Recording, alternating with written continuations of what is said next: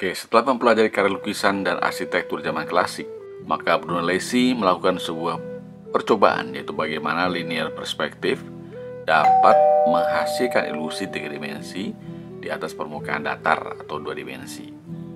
Lalu ia melukiskan sebuah bangunan yang bernama baptistery dengan teknik realis ala zaman klasik untuk membuktikan bahwa teknik gambarnya akan terlihat sama dengan aslinya. Nah, caranya, ia menghampiri gedung yang sebenarnya dan berdiri tepat di tengah gedung tersebut dengan membawa versi lukisannya dan sebuah cermin. Lukisan tersebut dihadapkan ke cermin yang berada di depannya, sehingga cermin itu dapat merefleksikan lukisan tersebut, persis seperti orang sedang bercermin. Nah, lalu ia melubangi kedua benda tersebut sejajar dengan level atau letak matanya, dan pandangannya ditujukan kepada titik tengah bangunan. Nah, maksudnya adalah untuk membantu memposisikan lukisan dan bangunannya secara tepat dan sejajar dengan gambar lukisan yang nampak di cermin.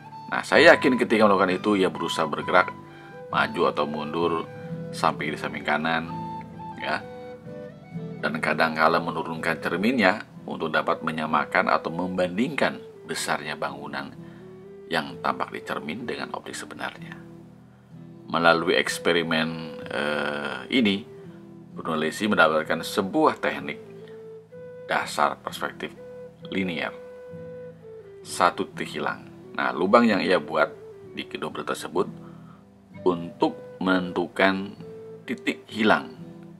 Ya, titik hilang itu adalah titik di mana kemampuan mata kita melihat benda yang paling jauh. Nah, tapi bukan hanya itu, kemampuan ruang pandang, ya, itu pun sama. Jadi kemampuannya kiri kanannya itu sebatas, kalau di eksperimen Brunelleschi itu sebatas cermin tersebut, ya, atau sebatas bidang gambar namanya. Nah, nanti kemampuan itu akan ditandai oleh sebuah garis yang namanya garis horizon, sehingga nanti pusat titik itu, titik hilang itu akan menjadi garis bantu, ya, itu namanya garis bantu, garis-garis semua yang merah-merah itu, untuk menggambarkan sebuah gedung supaya terlihat realis.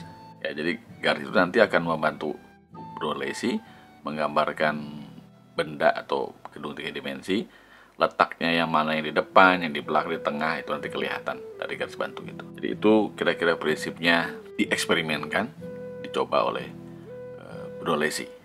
Dan karena semakin populer, ya, teknik perspektif yang dikenalkan oleh Brunelleschi, maka banyak artis di masa itu menggunakan teknik tersebut, termasuk seorang pelukis besar High Renaissance, yaitu Leonardo da Vinci.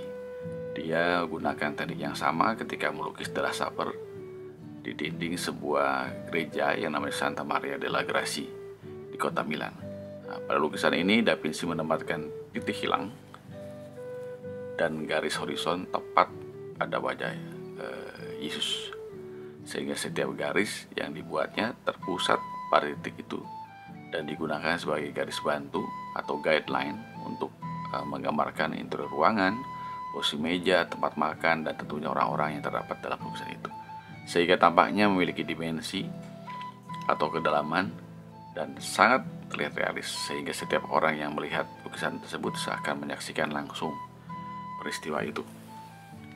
Ini contoh lain dari lukisannya Da Vinci yang berjudul Adoration of Maggie, dan ini merupakan studi perspektifnya.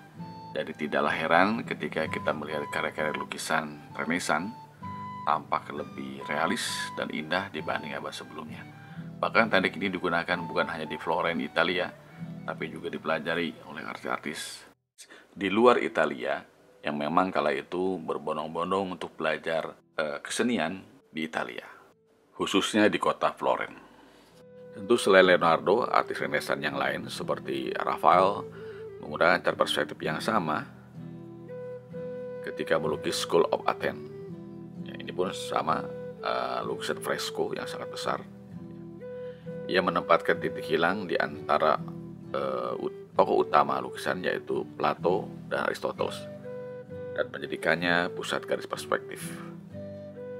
Demikianlah perspektif linier digunakan oleh seluruh artis masa Renaissance, menyebar ke seluruh Eropa dan tentu dunia. Itu adalah penjelasan singkat bagaimana Brunelleschi bereksperimen dan perspektifnya. Lalu hasilnya digunakan oleh semua artis Renaissance pada masa itu, dan tentu disebarkan ke seluruh Eropa dan dunia. Nah, untuk video selanjutnya saya akan menjelaskan lebih detail ya tentang bagaimana prinsip atau konsep dari perspektif satu titik hilang dan bagaimana kita menggunakannya untuk gambar kita sendiri. Jangan lupa like and subscribe. Salam gambar.